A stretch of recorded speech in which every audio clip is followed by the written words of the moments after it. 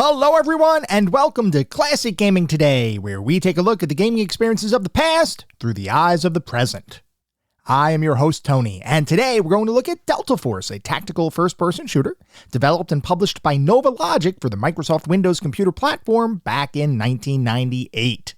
We're going to talk about that game in just a couple minutes, but first, as is usual, just a little bit of housekeeping up front. As always, I'm excited to be here. I hope all of you are as well. If you'd like to reach out, let me know how I'm doing, provide feedback, comments, suggestions, or just talk about classic games and technology in general. I would love to hear from you, and there are a few ways you can reach out. I have an X account with the handle @ClassicGamingT. I have an email address, which is classicgamingtoday@gmail.com, and we have our Discord server. The link is in the show notes. Discord is the best way to get in touch with me and the rest of the community around this podcast. We have a ton of fun out on Discord. We do weekly and monthly gaming challenges, prizes, rewards, discussions. It is all out there. I highly encourage you all to check it out. I also highly encourage you to check out our Patreon. It is patreon.com/ClassicGamingToday. If you want even more Classic Gaming Today goodness, including a Patreon-exclusive bi-weekly podcast expansion pack, patreon.com/ClassicGamingToday is where it's at. I'd also like to give a shout out to our Pantheon patrons. They are ISO, Rich Senewal, David Morton, Sam Twardowski, Sean Oliver, and Maximus Marshall, Steve Novoselic, Wendell Jr., Chris Snowden, The Bay 101, Toucan Sam, Christopher Fost, Grayor, Snatch Bandicoot, NYC, Lewis W., Martin Steiner, Melody Octavia, James Nunn, Yuzu Soda, and Marek. Thanks to our patrons for supporting the show, and thank you all for supporting the show. Whether you contribute monetarily or simply listen on a regular basis, I truly do appreciate all of the support. Before we start diving deep into Delta Force, I thought it would be a good idea to let everybody know why I chose Delta Force for today's episode. And the fact is, I didn't. This is another Patreon-sponsored episode. This one is sponsored by Marek. Marek did send in a message to tell us all why Delta Force means something to him. So Marek, take it away.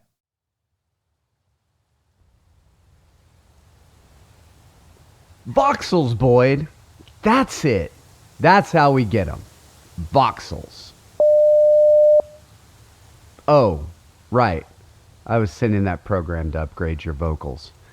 You should get it right about now. How's that? Sorry, did you say voxels? Oh no, I can't hear myself. Whoa, this is an odd predicament. I cannot figure out which is more absurd, this voice or the fact that you just said we will get him with voxels.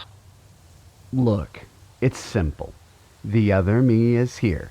He got here somehow, which means he has to have a way to get away from here.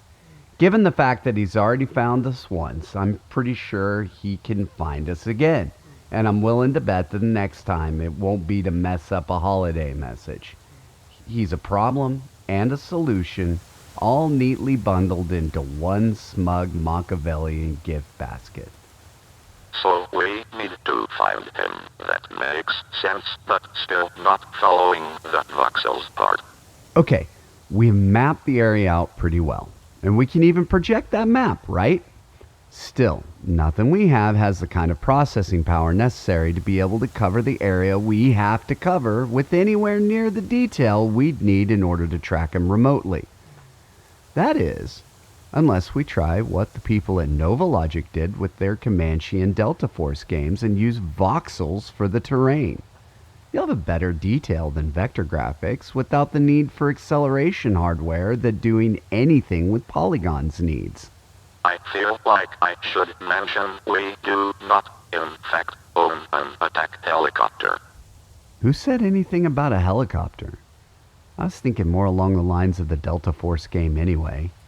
You know, it came out in like 1998. It was a tactical shooter. Actually, it was the first tactical shooting game that I think I ever really came to like. The world was like so open, and you could see for what seemed like forever, which made multiplayer on it pretty interesting. With the right weapon, careful movement, and a good eye, you could wipe out the other side before they even had a chance to see you. Of course, the opposite could be true as well. I spent a long time playing that game since it scratched an itch I didn't even know I had before I played it. Like all gateway drugs, it soon led to others, like Rainbow Six and SOCOM. I mean, I could lose days in those games, trying to perfect the perfect way to complete a mission to my satisfaction. I mean, I even, remember a couple of times on the one level at the very, very beginning where you could get lost for, hours. Speaking of losing days. What? Oh, right, yeah, sorry.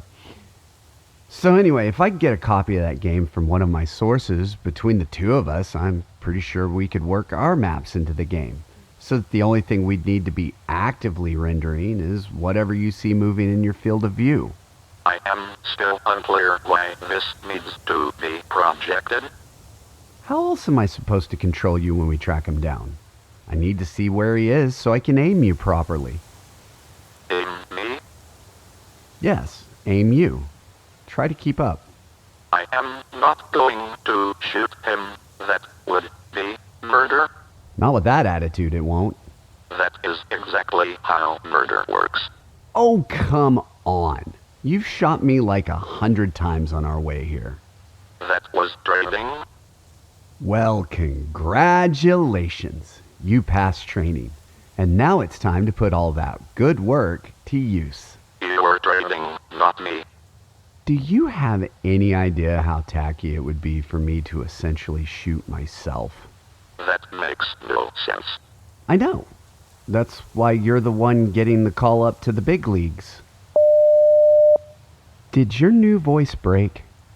No, but apparently there are some words it will not let me say. You'll do fine, buddy. I hate you. Your new voice makes that sound adorable. Let's get to work. Thank you, Marek, for your continued expansion of the Marek Extended Universe. And as always, thank you for your sponsorship and your support. Now, Delta Force actually means something to me as well, because when I was younger, I actually owned Delta Force. I bought Delta Force shortly after it was released back in 1998, because I thought it was an absolutely amazing concept. Back in the late 90s, I had already been exposed to a number of first-person shooter kinds of titles. Think about games like Doom, Wolfenstein, although I didn't play Wolfenstein when that one first came out. I actually went back to play that afterwards. Doom was my very first-person shooter, and after Doom, the world had changed. I played so many games. I played other shareware classics like Blakestone, Rise of the Triad. I played Quake. I played Duke Nukem 3D with all of the awesome one-liners that Duke would utter anytime he blew away one of the aliens that he was fighting. I played a ton of first-person shooters, and honestly, I really enjoyed the experiences. I loved playing first-person shooter games. So, in 1998, when Delta Force originally came out, I was already completely bought into the whole first-person shooter concept. And when I looked at Delta Force, when I saw reviews in magazines, when I looked at the advertising, I recognized that Delta Force was a first-person shooter unlike anything that had come before it. First-person shooters up to this point had traditionally been very, I would say, corridor-focused, or at least internally focused, meaning that there weren't a ton of large outdoor environments in first-person shooter experiences. That doesn't mean there was none, because as always, or at least most of the time, there's always something out there. There's always some game out there that does something a little bit before another. But for the purposes of our discussion, the fact is that first-person shooters, even as late as the later 90s, were still primarily inside or indoor kinds of experiences. Yes, there were examples of games that tried to do something different, like Terminator Skynet, which we talked about on a prior episode of the podcast, where there were outdoor environments. But for the most part, first-person shooters had a very confined space that you had to work your way through, defeating tons of enemies, picking up all sorts of ammunition and arsenals, and ultimately defeating whatever menace was affecting you in that particular game. Delta Force was marketed as something different. Not only would it do away from the traditional indoors first-person shooter experience by focusing on very large outdoor environments, but it would also add a dose of realism into the overall gameplay loop.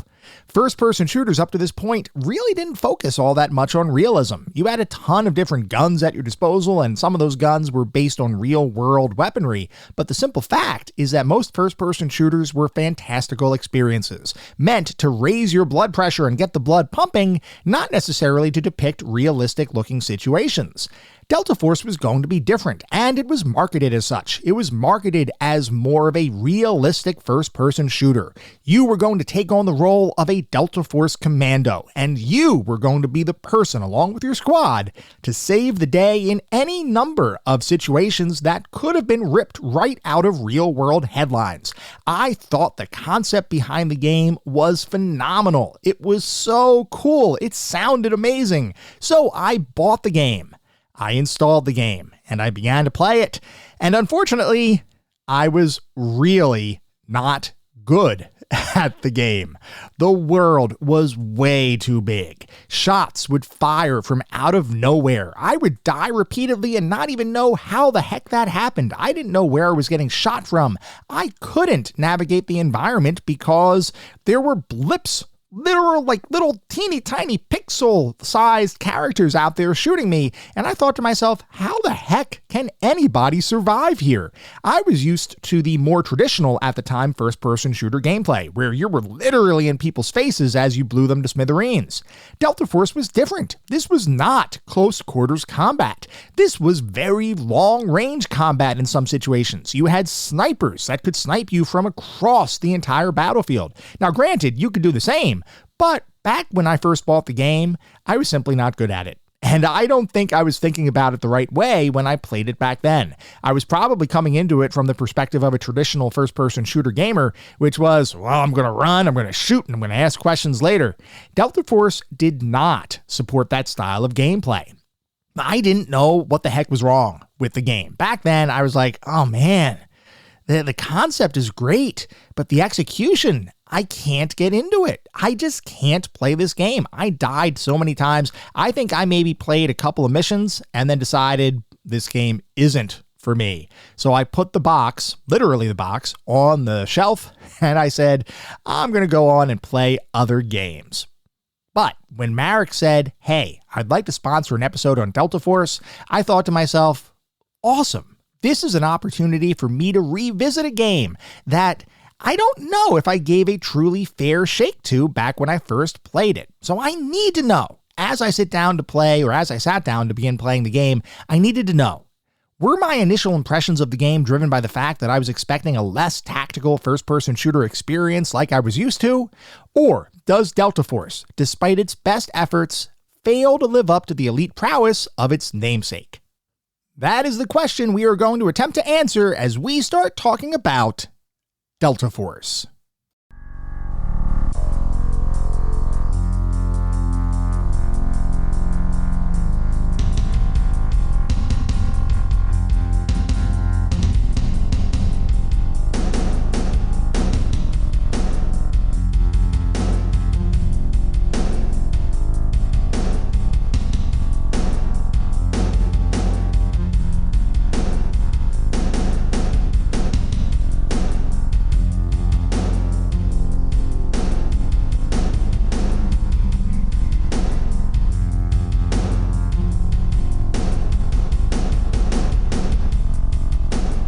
Delta Force is a tactical first-person shooter title, developed and published by NovaLogic for the Microsoft Windows computer platform back in 1998.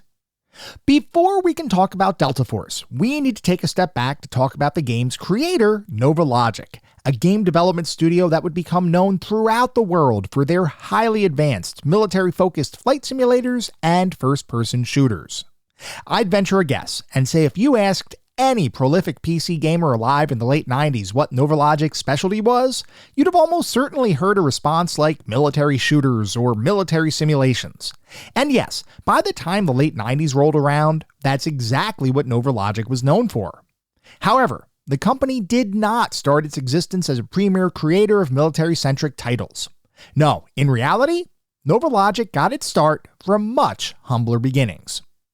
The company was founded in 1985 by a man named John Garcia, a game designer and entrepreneur who got his start in the computer industry back in 1980 as a vice president with software development and publishing studio Datasoft.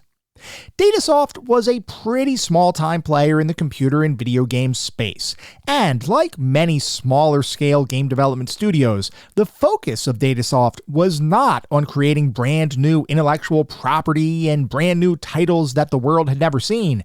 No, Datasoft was primarily focused on making ports of popular titles, which around this time typically meant taking arcade games that had been popular in arcades around the world and translating them to home computer systems like the Apple II, Commodore 64, and Amiga.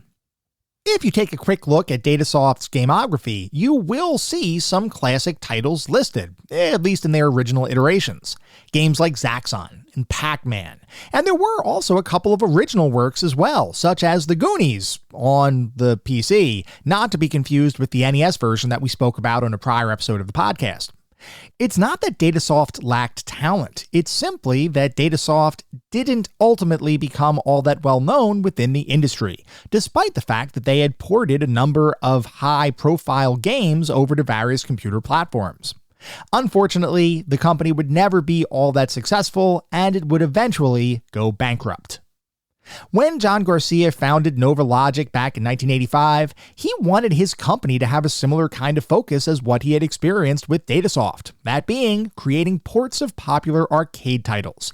And the real reason behind that is that when Garcia founded the company, making a name for yourself in the computer industry, even though it was still relatively early in the overall life cycle of computer and video games, making a name for yourself was kinda hard to do by creating individual properties that were truly unique.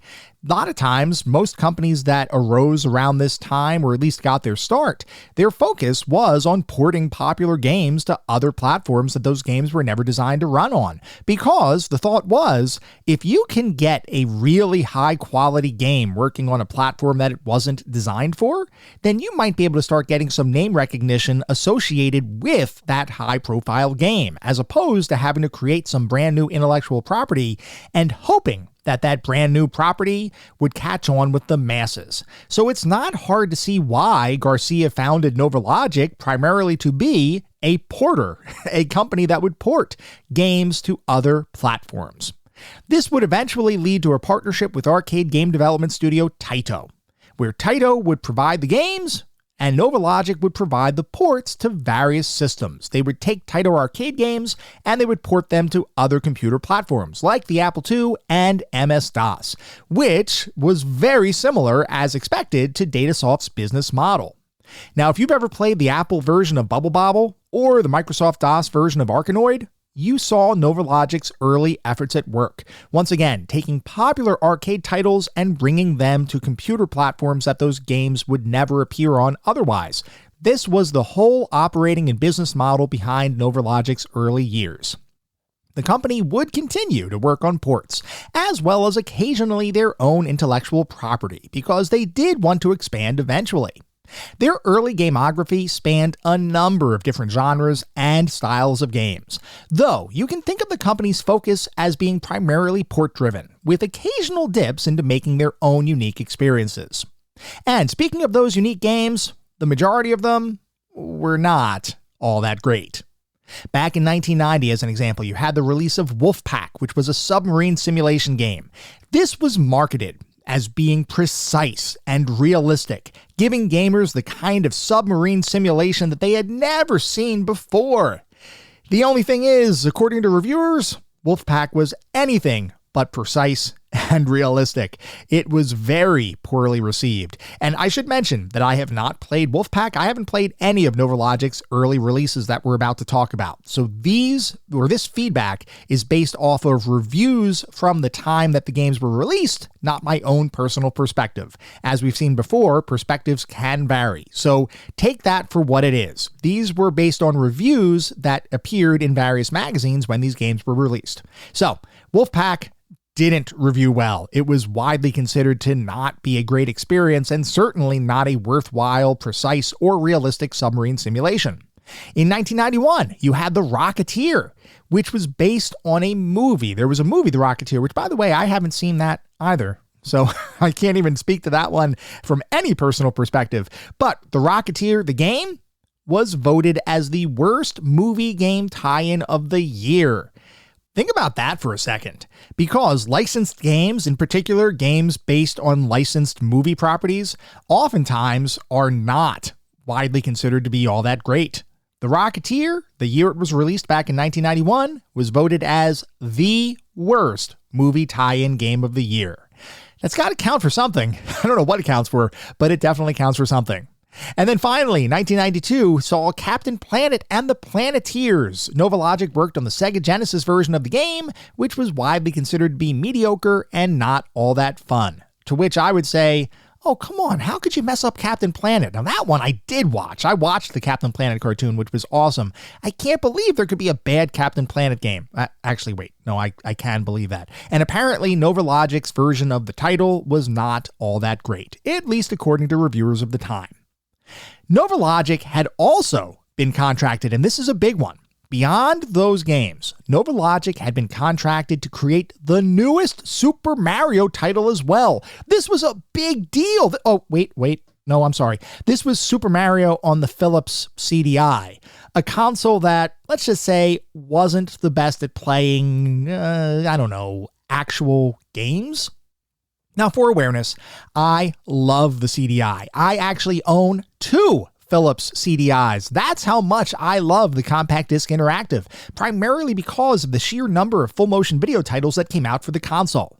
But even I, a staunch supporter of the CDI, cannot defend the CDI as a true gaming console in the same league as systems from companies like Sega or Nintendo.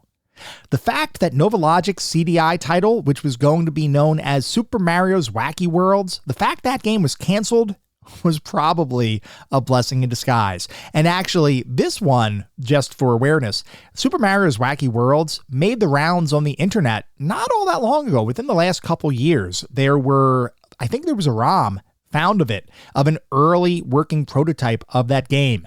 And for what it's worth, it did look like Super Mario's Wacky Worlds was going to be much more of a traditional platforming kind of experience, albeit on the CDI. Nobody will ever know how that alternate reality would play out because we never got Super Mario's Wacky Worlds, but I did find it interesting that NovaLogic was the company developing that game. Anyway, as you can see, NovaLogic kept trying, but they couldn't find the secret ingredient that would make their work sing to the masses. That is, until late in 1992, when a combination of technology and subject matter finally enabled NovaLogic to become recognized as a potentially talented game development studio. Before we get to that, though, we do have to take a little bit of a detour and talk about graphics in video games, and specifically rendering routines for how graphics eventually appear on your screen as you're playing games. At the end of the day, everything that appears on your monitor or television is a collection of pixels, those single tiny little dots of color that make up huge displays, whether you're talking about 480p, 720p, 1080p, or 4K resolutions, or something even less like 240 or other odd resolutions that have occurred over the course of time. At the end of the day, an image on your screen is made up of pixels. Now, the actual rendering routines for how those pixels get onto your screen can be different depending on what kinds of games you're talking about. If you're talking about the older school, more classic retro kinds of experiences like 8-bit consoles or early computers from the 80s and 90s, most often you're talking about literally painting pixels to the screen. You might have sprite-based graphics or sprite-based engines that collect these pixels into images, but otherwise you're basically painting those pixels or rasterizing those pixels onto the screen directly, and the overall mechanics and rendering routines behind the scenes are operating at either the sprite or the pixel level. As we moved a little bit later in the 90s, we started talking about three-dimensional acceleration, 3D acceleration, 3D graphics, where you're not just talking about the pixels, or you're not operating just on the pixels from a game engine or from a rendering routine perspective, but you're talking about polygons. You're talking about collection of points with texture maps and various imagery, maybe even flat shades for those polygons, but you're not talking about the individual pixel level quite so much. You're talking about collections of shapes and how they form three-dimensional graphics. At the end of the day, those three-dimensional graphics still have to be rasterized, meaning they've got to be painted onto your screen in a collection of pixels. But behind the scenes, the game engine is operating on these polygons, and the math for operating in 3 dimensions and on polygonal shapes is very different than the math behind pixel-based graphics or sprite-based graphics. So you start to see a little bit of a shift from an engine perspective. Something you don't hear quite as much about is the concept of voxels, which are volumetric pixels. Takes the VO from volumetric, take the pixels or the ixels, however you pronounce that, from pixels, put them together, and you get voxels. What is a voxel, you might be wondering? Well, it is a pixel with volume. It's kind of in the name. So let's talk about pixels for a second. Most of the time, pixels are thought of as two-dimensional. They're kind of like a square on your screen you can think of, and they have a color. Okay, cool. That's pretty darn simple. Voxels are actual three-dimensional representations of pixels, but not using polygons and traditional 3D graphics. Think of voxels as, rather than a square, think of voxels as a cube. If you've ever played Minecraft or any of the pseudo-Lego-ish representations that are in various games, you've seen conceptually what a voxel is.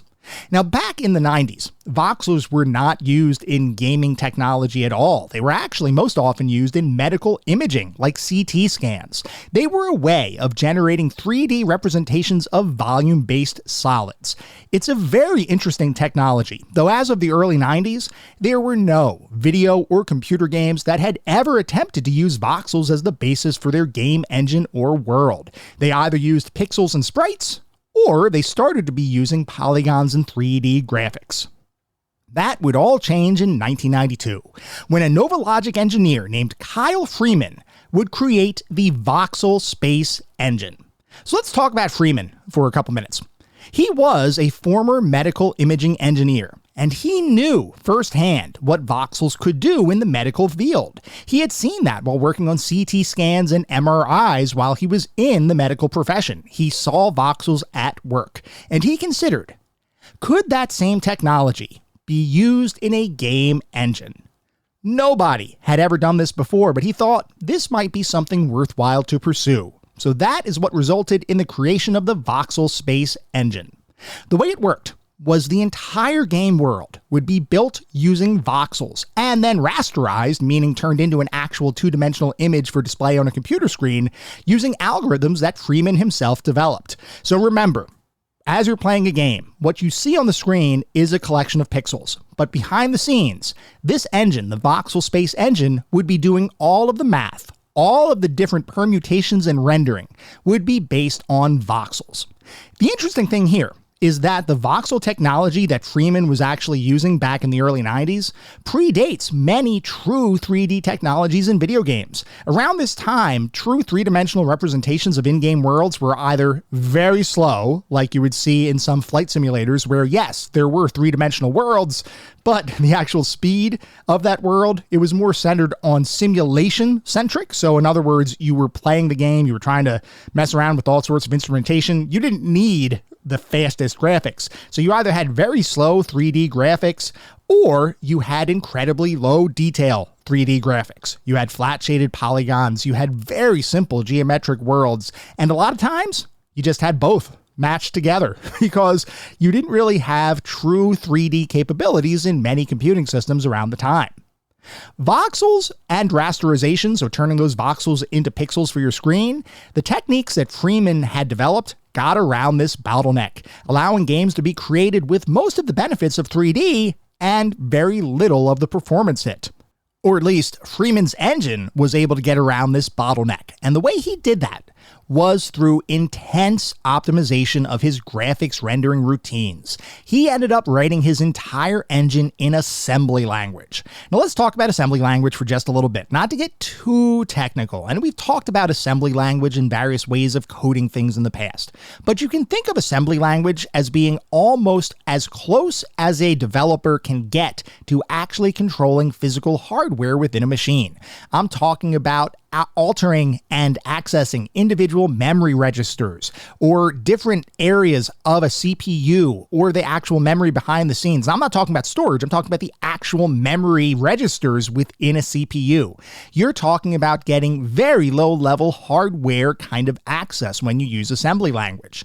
That's contrasted by using more modern kinds of languages, or even modern for the time languages, where there was a lot of natural language. Think about a language like C++, where rather than typing in register locations and trying to do some sort of math or permutations on those locations, you would actually be able to type real words. You could say, if something, then something. Well, you couldn't really do that with assembly language. Assembly language gives you incredible amounts of control over the hardware in a given machine, but it is also very challenging to program because logically, humans don't typically think about things the way that computers do.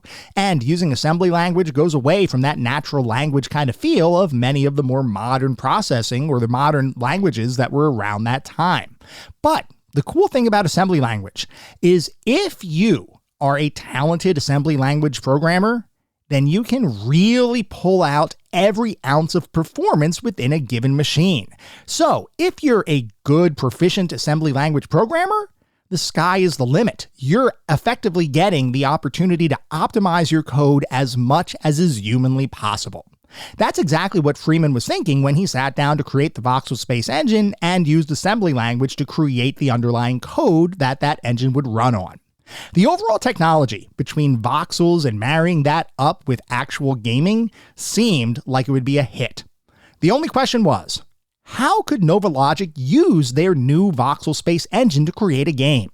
And hopefully, a better game than they had been able to make up to this point, because until now, they hadn't really had a true hit on their hands. Well, that voxel-based engine would result in the creation of Comanche Maximum Overkill in 1992.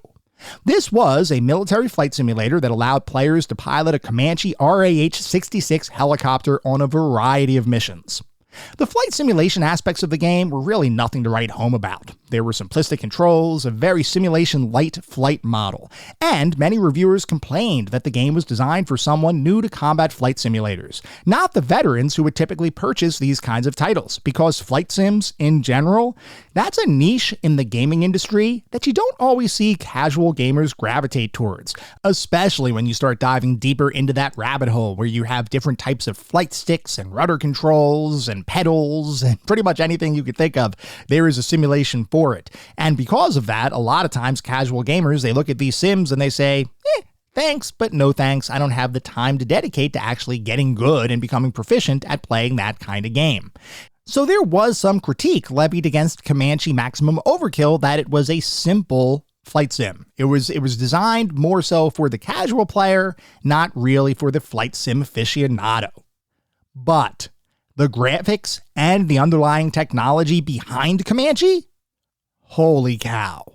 We talked a little bit about flight simulators and how flight simulators of the time tried to do some pseudo three-dimensional graphics rendering with their titles, oftentimes making graphics that were either slow or pretty low detail. There were very flat-shaded graphics with minimal colors, slow-paced gameplay. It was advanced technology because you didn't see 3D across the entire gaming landscape, but you needed to be a very patient gamer to really enjoy what these early sims had to offer. Comanche would change all that. The game would include super high-quality, detailed graphics, the likes of which flight sim gamers had never seen. It was smooth, the motion throughout the overall entire world, which was expansive. It was ridiculous. There were ultra-realistic terrain details included within the game, and your gameplay experience took place within a fully realized three-dimensional space. This was a big deal. It was a graphical showcase, and it all ran without much, if any, performance issues, while only requiring a 386SX processor in order to play the game, though admittedly a 486 was highly recommended. Comanche would change NovaLogic's trajectory as a company.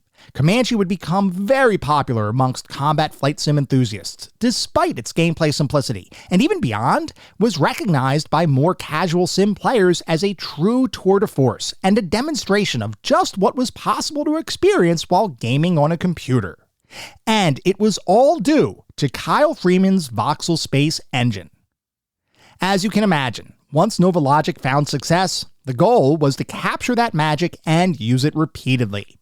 So it likely isn't a surprise that following Comanche's release in 1992, nearly every game that NovaLogic would work on would both be focused on some degree of vehicular military simulation, like the tank-based Armored Fist series, the continuation of the helicopter-centric Comanche franchise, and the plane-oriented F-22 series, as well as utilize the same voxel-based engine and underlying technology that formed the foundation of Comanche's whiz-bang visuals. As NovaLogic continued to focus on creating a variety of military-centric vehicle simulation titles, their star would continue to rise in the industry. And while not every release was an unmitigated success, NovaLogic certainly enjoyed both commercial and critical acclaim, leaving their prior game development mediocrity in the dust. And in fact, their simulations and the technology powering them would become so good that the United States Army would contract with the company to develop actual real military training simulations for use within the armed forces.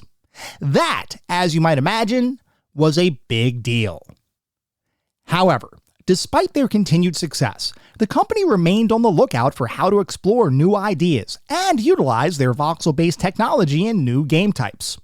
And as the later 90s approached, the company considered that they could potentially expand their scope beyond vehicle-based simulation titles, to instead pursue opportunities that might be a bit more popular amongst the general game-playing public. Not to say that military vehicle simulators weren't popular, they just weren't as popular as many other gaming genres that catered to more casual or less sim-centric gamers, with one of the most popular gaming genres of the time being the rapidly evolving first-person shooter.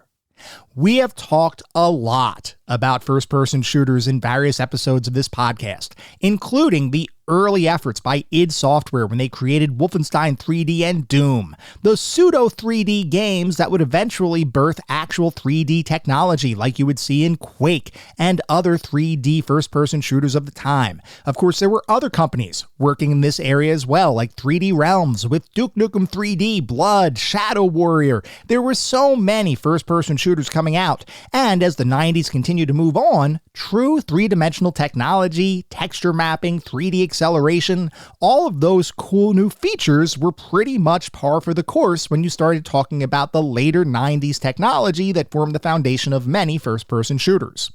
NovaLogic thought that they too could potentially enter the first-person shooter arena, though here they wanted to do something different. They did not want to create a traditional, fantastical first-person shooter where players would fight aliens or demons or some other kinds of beasts. No, NovaLogic wanted to combine a degree of realism with first-person shooter gameplay to create a more strategic, thinking person's first-person shooter, and marry that concept with their own proprietary voxel-based technology that could legitimately do things that no current 3D accelerated first-person shooter on the market could do, like render gigantic maps with nary a performance hiccup in sight. This obviously sounded like a really good opportunity to make an even greater name for themselves. So, NovaLogic decided to create their very first tactical title that wouldn't focus on simulating a military vehicle. Instead, they would shift their perspective, literally, to focus on creating a first-person shooter where strategy and tactics ruled the day over action and unrealistic settings. The company knew how to make a good military simulation, and they thought they could take everything they learned from their past games, along with their continuously evolving voxel technology, to create a tactical first-person shooter unlike anything the world had ever seen before. That goal is what would drive NovaLogic to begin working on the game that would eventually come to be known as Delta Force. The name Delta Force comes from the elite special operations unit of the U.S. Army, as well as a Chuck Norris movie, which means you kinda knew this was going to be an awesome experience. Delta Force was designed very differently than most first-person shooters of the time. Rather than using 3D acceleration and polygon technology, Delta Force would be built using voxels exclusively. Whether you're talking about the environments, whether you're talking about the characters, whether you're talking about the overall structure of the game, everything would be based in voxels. And because voxel technology had a degree of performance that many 3D accelerators were just catching up to, that meant that Delta Force could add additional details that many other first-person shooters couldn't include, like gigantic gameplay worlds where other first-person shooters, the majority of them, not all, but the majority, were focused on tight corridor kind of gameplay. Beyond the graphics technology and the underlying technology of the engine, though, Delta Force would provide players with tactical situations rather than simple in-your-face gameplay. You would have pre-mission briefings. You'd have a variety of objectives to complete within those missions. You could tackle missions using either stealth or more direct action kinds of gameplay. And like I mentioned, there would be absolutely massive worlds for each campaign mission, featuring real-world locations that were modeled for use in the game. And in those missions, the view distance and overall playable area was unlike anything that had been seen in a first-person shooter before. Now, yes, like I mentioned, there were first-person shooters that did outdoor gameplay before Delta Force. But if you compare the overall scale between those games, Delta Force had most first-person shooters decidedly beat. And of course, there's always the potential that I just don't know about another first-person shooter that predated Delta Force that provided such large-scale gameplay worlds. If so, definitely let me know about that. But the fact is, Delta Force was doing something truly unique. And even beyond that, they married the real-world physical locations that were modeled for the game with real-world weaponry and special equipment, including giving players the ability to select and customize their own loadouts before each mission. Even beyond all of that, though, this would include multiplayer gameplay featuring up to 32 players at one time, both with competitive modes like Deathmatch and King of the Hill, as well as the ability to play through the entire 40-mission campaign in co-op mode. Put all together, Delta Force was a first-person shooter unlike anything that had been released on the market. Now, the graphics were impressive, but there was also a little bit of an issue. You see, voxels, at least in this era of gaming, were not able to take advantage of 3D acceleration.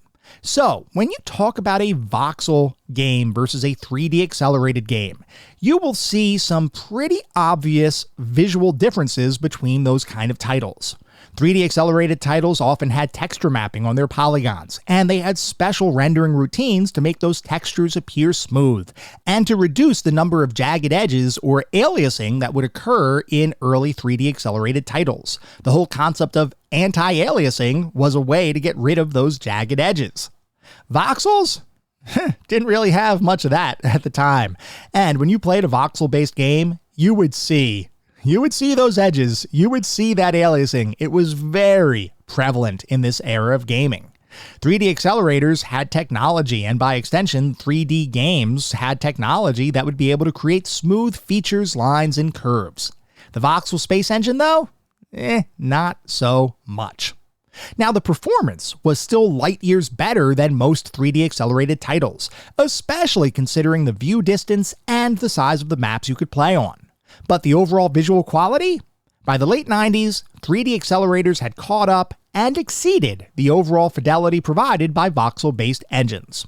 So obviously, there were some pros and cons associated with creating a voxel-based game around this era in gaming.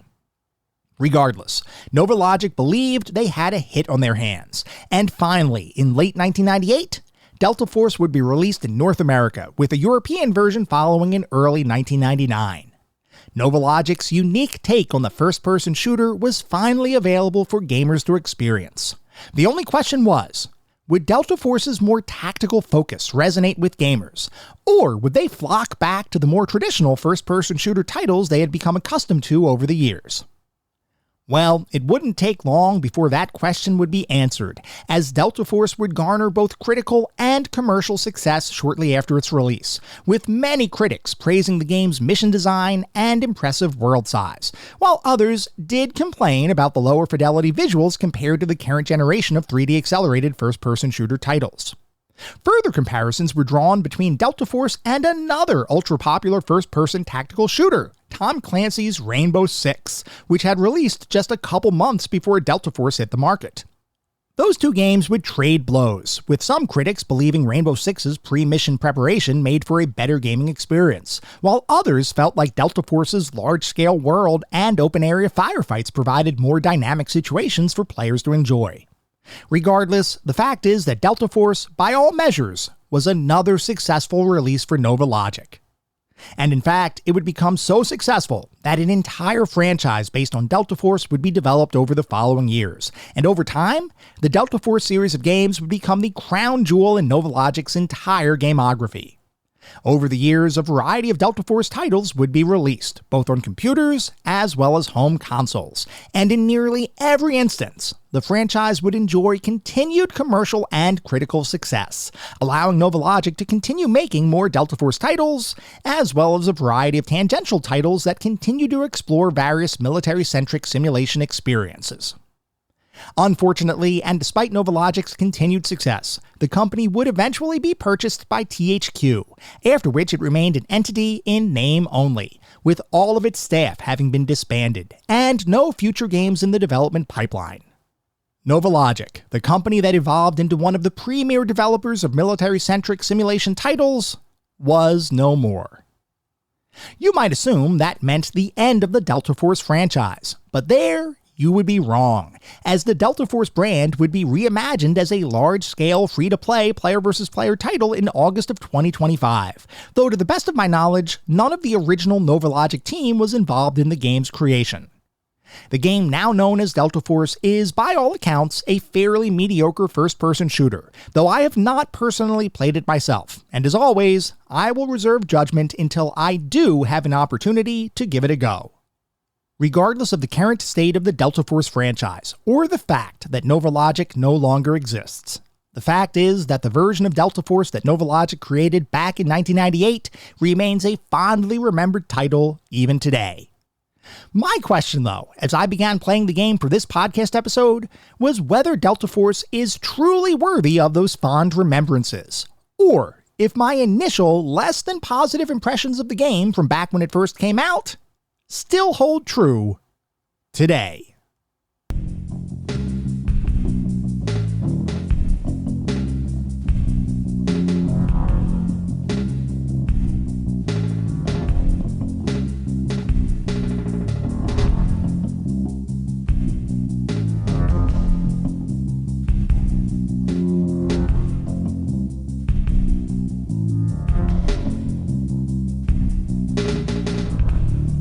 We are now going to shift to start talking about what it feels like to play Delta Force today versus when it was released almost 30 years ago. So, like we've been talking about, Delta Force is not a traditional first-person shooter experience, though it is in fact a first-person shooter. This, however, is a much more tactical and strategic kind of experience. Delta Force is a lot slower paced than most traditional first-person shooters, especially from the era of gaming that Delta Force was made in. The focus here is more so on realism. This is not the kind of game where you're going to get a BFG and you're going to mow down hordes of opponents. No, this is the kind of game where you are dropped into a battlefield and you're supposed to use your tactical and strategic observational skills as well as your overall thought process to get through missions and hopefully survive.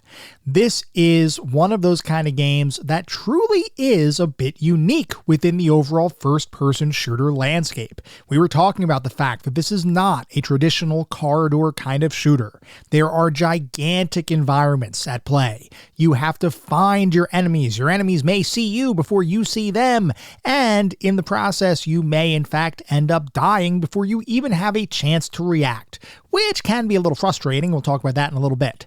But the main thing to keep in mind as we start our discussion on Delta Force is the fact that this is not a traditional whiz-bang, fast-paced first-person shooter experience.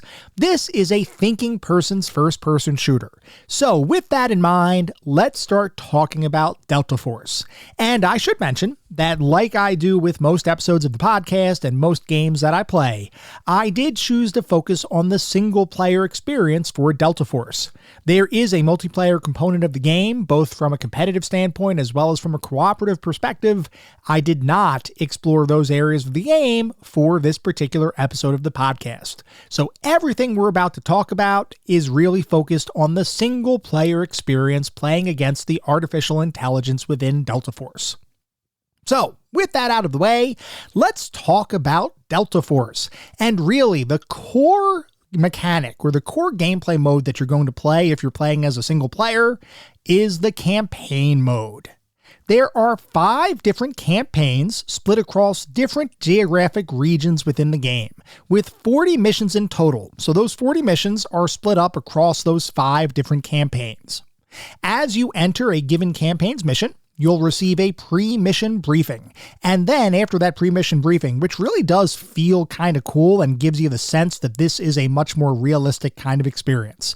But after you get that briefing, you'll be dropped into the loadout selection of the game, where you can pick what weaponry you're going to pick or you're going to choose to bring with you on a given mission.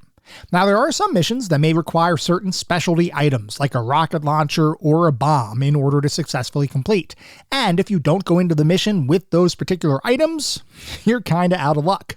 The good news is that the game does give you a recommended loadout for each mission, but I will tell you that the recommended loadout will sometimes not be the best loadout for you, because you may prefer a certain style of gameplay that the game simply is not giving to you from a default perspective.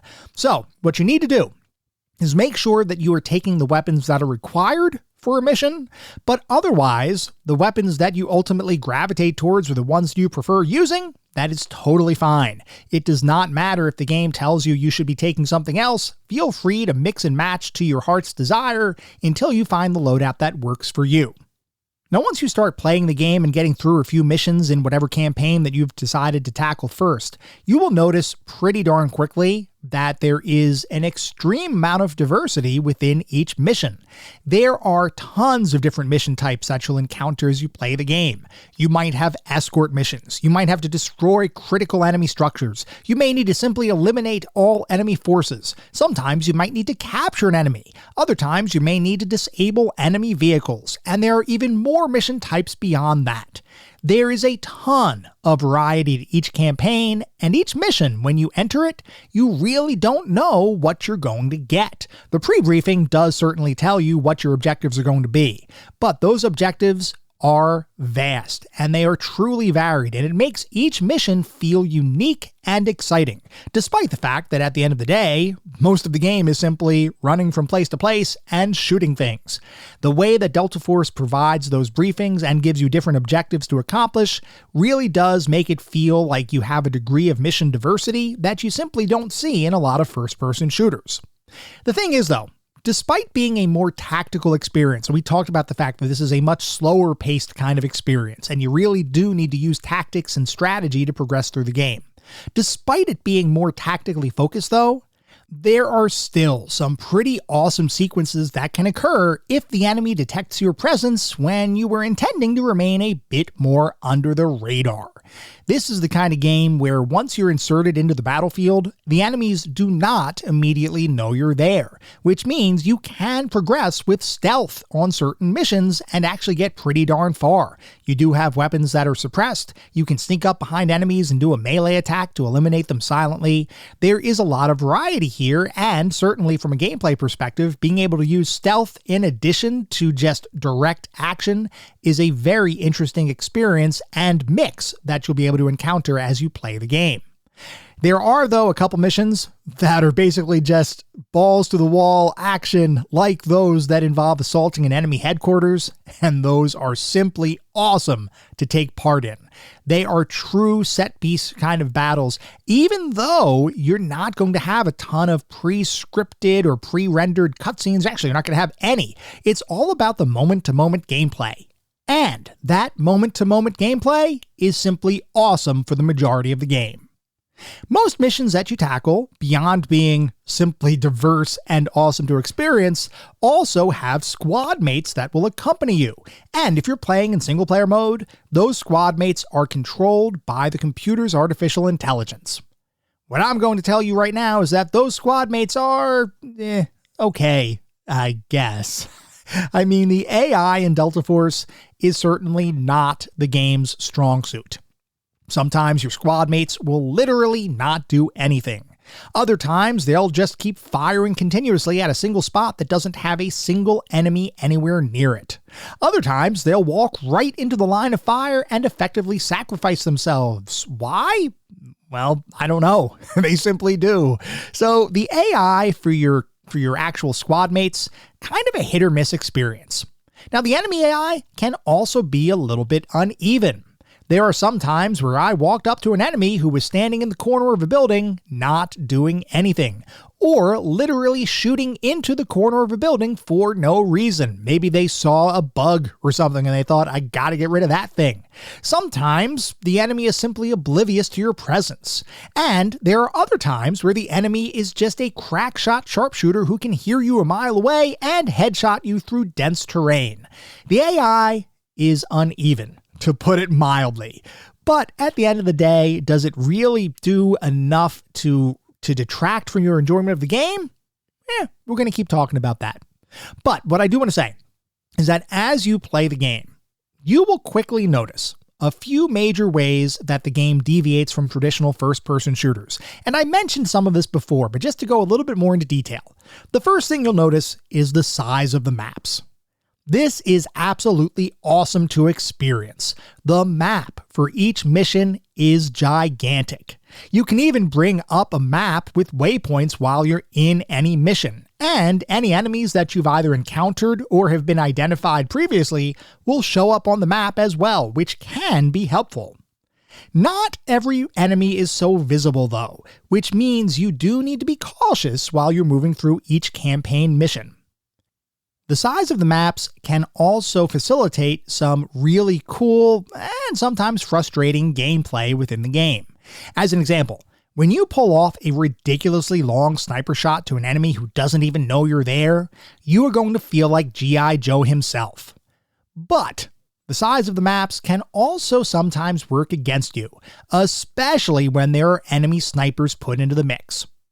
Just like you can pick off an enemy at 500 meters without breaking a sweat, the enemy can do the same. And on some maps, especially those with a lot of terrain, finding out where a given shot is coming from can be very challenging. The good news is that sound design does help here, as you can use audio cues to partially pinpoint where gunfire may be coming from. A lot of the time, though, once you're seen by the enemy, you'll likely be under a lot of fire. You're not going to be detected by a single enemy and only have that single enemy firing at you. Oh no! If you get detected, you will have the entire enemy army coming at you.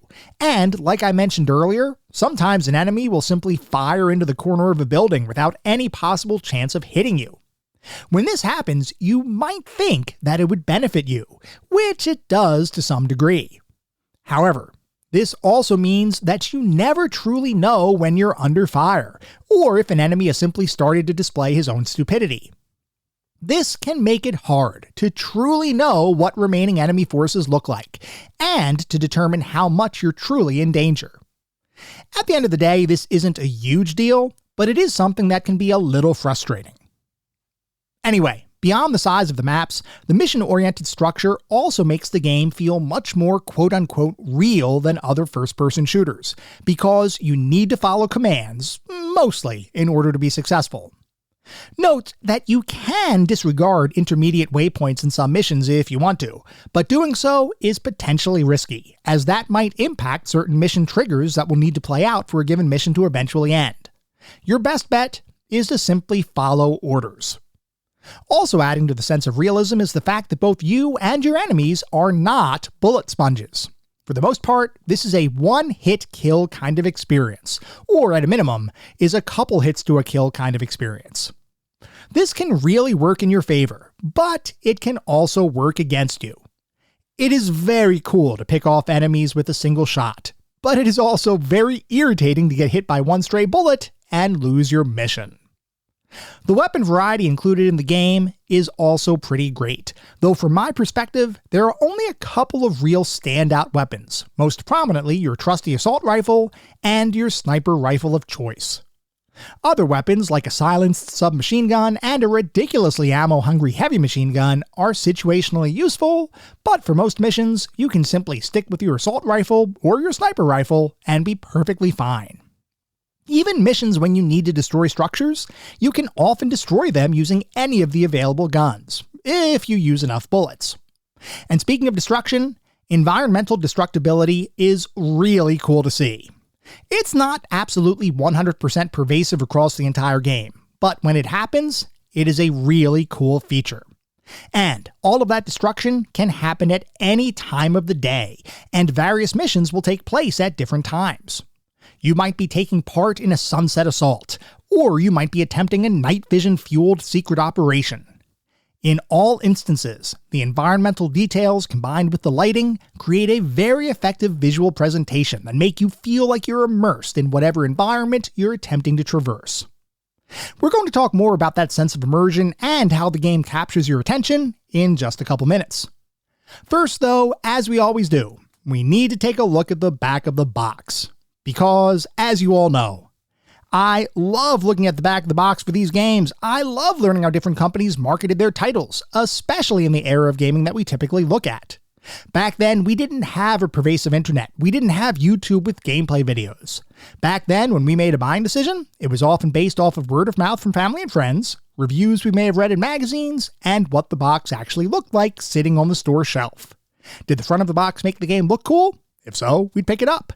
Did the back of the box make the game sound cool? If so, we might purchase it. If not, back on the shelf it would go. So, for Delta Force for the Microsoft Windows computer platform, the back of the box says, Target, 2 clicks out, lock and load. Let's look alive, gentlemen. 20 clicks behind enemy lines, dropped in with only the equipment strapped to your body. You are the hunter. This is what you've trained for, what you live for. You are Delta Force. Engage in over 40 gut-wrenching single-player/cooperative missions across 5 continents. Mission objectives include airfield takedowns in Asia, stopping nuclear and bioterrorism in Russia, and capturing terrorists in Africa. Rich 3D positional sounds, full range of human movements brought to life with motion capture.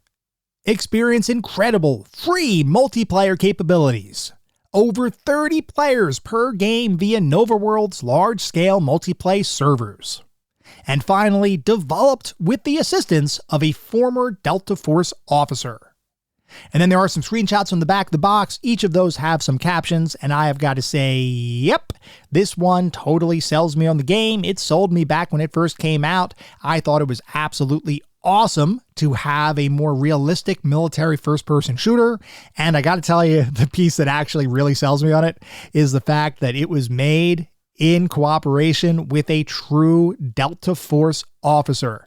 That just screams realism to me, and I know the way I think about this stuff. That sells me. That absolutely sells me on the game, and it did sell me on the game back when it originally came out. This one is sitting on my shelf. The question is, should it be? Or should it not be? And remember, my initial impressions back when I was younger were not all that great. Well, I gotta tell you, my impressions have changed. We're going to talk more about those specific impressions right now, and we're going to start by talking about the graphics. The graphics in Delta Force are a little bit of a mixed bag, to be honest.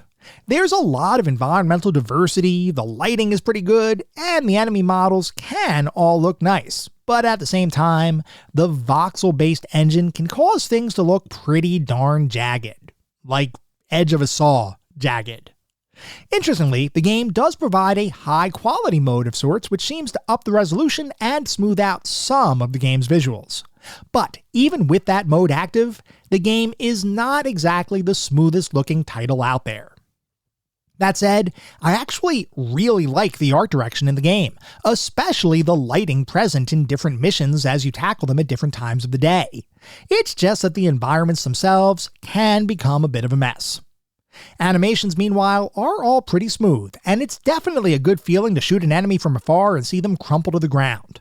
No complaints as far as how the game looks in motion. But I will say that in addition to that overall animation and motion, there are some times where the enemies are so tiny on the screen because they're so far away that you may not see all of that animation in great detail. And coupled with the voxel-based terrain, it can sometimes be difficult to actually see or find enemies within the game world. Not a huge deal, but something that can lend a little bit of frustration to the overall experience. Overall, though, the good does outweigh the bad. But I would be lying if I suggested the game was a stellar-looking experience. Moving on to the sound and music, the overall sound design of the game is top-notch, with a complete lack of in-mission music really making it feel like you're experiencing a real-world mission with high stakes on the line. In this case, the absence of music is absolutely the right choice, and I loved the fact that the sounds of the battlefield took center stage here. And speaking of those sounds, all of the sound effects in the game, especially the gunfire, are excellent. And the positional audio that the game utilizes actually helps you pinpoint enemies who may be converging on your location. It's not perfect, especially considering just how noisy the battlefield can become, but it's definitely something I appreciated as I played the game. The minimal voice work included in the game, most prominently via your squad mates, all sound appropriately militaristic, though other than that general observation, there's really not much else to say about it. It's good, it's functional, and it serves its purpose. Now to note, there is some music included in the game's pre- and post-mission screens, as well as on the title screen itself, but that's really the only few spots that you're going to hear anything resembling a soundtrack. Like I said, in this instance, that's actually a good thing, so no complaints here. The bottom line, I really enjoyed the audio in the game, and I think it perfectly captured the feeling of being in a war. Moving on to the narrative and story, each campaign has a mini-story that plays out via pre-mission objective screens, all of which is nicely detailed and works to set the scene well for whatever mission you're about to attempt. I'm not going to go into any specifics here because the crux of the narrative is, you're a badass Delta Force commando and your orders are to defeat your enemies on the battlefield. Whether that means stopping a dangerous dictator, defeating all soldiers in an enemy base, or disabling an enemy convoy, the core concept is the same. You're the good soldier, and you have to defeat the bad soldiers. Now, I don't mean to suggest that there's anything wrong with the story, and in fact, I thought the pre-mission briefings were awesome to give you some insight into your mission, as well as make you feel like an actual war veteran. I'm just saying that at the end of the day, they all kind of distill down into the same thing. That's not a bad thing, it's simply the way the game is designed, and in this context, that actually works just fine. Moving on to the gameplay and controls, we already talked a fair bit about the overall gameplay and structure of the game, so I'm not going to rehash any of that here. We didn't, however, talk too much about the controls, which utilize a traditional first-person shooter mouse and keyboard combo to allow you to interact with and traverse the in-game environments, as well as dispatch bad guys. All of the keyboard shortcuts that you would expect from a tactical first-person shooter apply here, from changing the fire rate of your weapon, to scoping out the battlefield, to advancing your waypoint marker to the next point of interest. There are a fair number of controls to get used to, and you will use a lot of keyboard shortcuts as you play the game, though it never feels burdensome, and after a little bit of time, you'll quickly get a feel for what buttons do what, and when to use certain shortcuts to improve your overall battle prowess. And it's a good thing you have access to all of those shortcuts and commands, because the game can be pretty darn difficult, especially on later campaign missions. The first couple campaigns aren't too bad to get through at all, with a couple of difficulty spikes, but nothing really crazy. As you progress into the later campaign missions, though, you'll begin to see the game's overall difficulty ramp up significantly. And there are a couple of very late game missions that veer into a degree of difficulty that can best be described as frustrating. Not because the enemy is that much better than you, but because the game's design can sometimes trick you and give your enemies an unfair advantage, like what might happen with enemy snipers positioned somewhere in the ridiculously sized maps that you have next to no way to find, short of being really lucky. With enough perseverance, you'll become proficient enough to emerge victorious, but seriously, a couple of those really late-game missions can get pretty irritating to deal with, mostly through no fault of your own. Despite that difficulty though, and despite the rougher-than-you-might-expect graphics, and despite some uneven design decisions, the simple fact is that I greatly enjoyed my time playing Delta Force, so much so that after I beat the campaign, I kinda wanted more.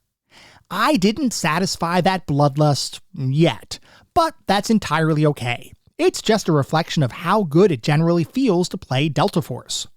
I'll admit, I was a bit surprised because my younger self's opinion of the game was not entirely kind.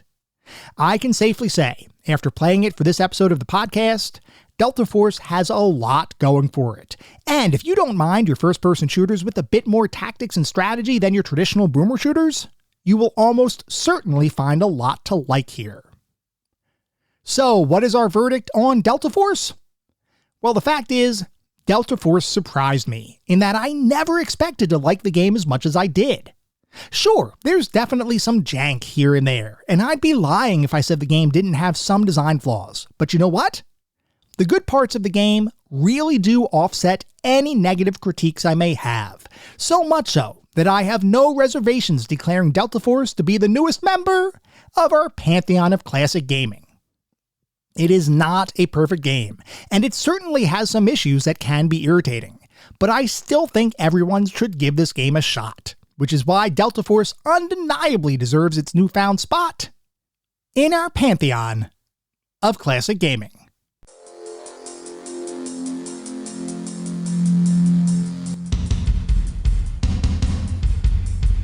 It is now time to discuss this week's gaming challenges. These are all, of course, focused on Delta Force. Your first challenge, worth a single coin, is to complete a single mission. All you have to do is complete one mission from the game's campaign. If you can do that, you will earn 1 coin. To earn 2 coins, all you have to do is complete a single campaign. There are 5 campaigns within the game. If you can complete one of them, you will earn 2 coins. And finally, for 3 coins, all you have to do is beat the game. Delta Force, for the most part, is not a super long game, though there are some missions that are pretty darn challenging. If you can complete the entire game, you will earn 3 coins. As always, post proof of your accomplishments out on the CGT Gaming Challenges channel over on Discord. Good luck! You're going to need it. That was our episode on Delta Force. I hope you all enjoyed listening to it as much as I enjoyed creating it. If you'd like to reach out, let me know how I'm doing, provide feedback, comments, suggestions, or just talk about classic games and technology in general, I would love to hear from you, and there are a few ways you can reach out. I have an X account with the handle @ClassicGamingT. I have an email address, which is classicgamingtoday@gmail.com, and we have our Discord server. The link is in the show notes. Discord is the best way to get in touch with me and the rest of the community around this podcast. We have a ton of fun out on Discord. I highly encourage you all to check it out. I also highly encourage you to check out our Patreon. It is patreon.com/ClassicGamingToday. If you want even more Classic Gaming Today goodness, including a Patreon exclusive bi-weekly podcast expansion pack, patreon.com/ClassicGamingToday is where it's at. Before we sign off for the week, I do want to mention that our next episode is going to be focused on The Settlers 2. So definitely write in if you have any particularly fond or not so fond memories of that experience, and get your comments featured on the show. At the same time, I recognize you're likely listening to this podcast on any number of podcast services. And if you would feel so inclined, it would be great if you could leave me a review. This is not about trying to bolster star counts. This is not about trying to harvest a ton of 5-star ratings, though if that happens, awesome, it means we're doing something right. No, what it's really all about is trying to deliver the best possible podcast I can. The only way to do that is to get feedback from all of you, the listener community, to make sure I'm hitting the mark and delivering the content you all want to listen to. We get new listeners every single day, which is simply amazing. I want to continue to grow this community and continue to make the best possible podcast I can. We'll be back in around a week with our next episode focused on the Settlers 2. Until then, remember, sometimes the games of the past are just as good, if not better, than the games of today. Goodbye, everyone.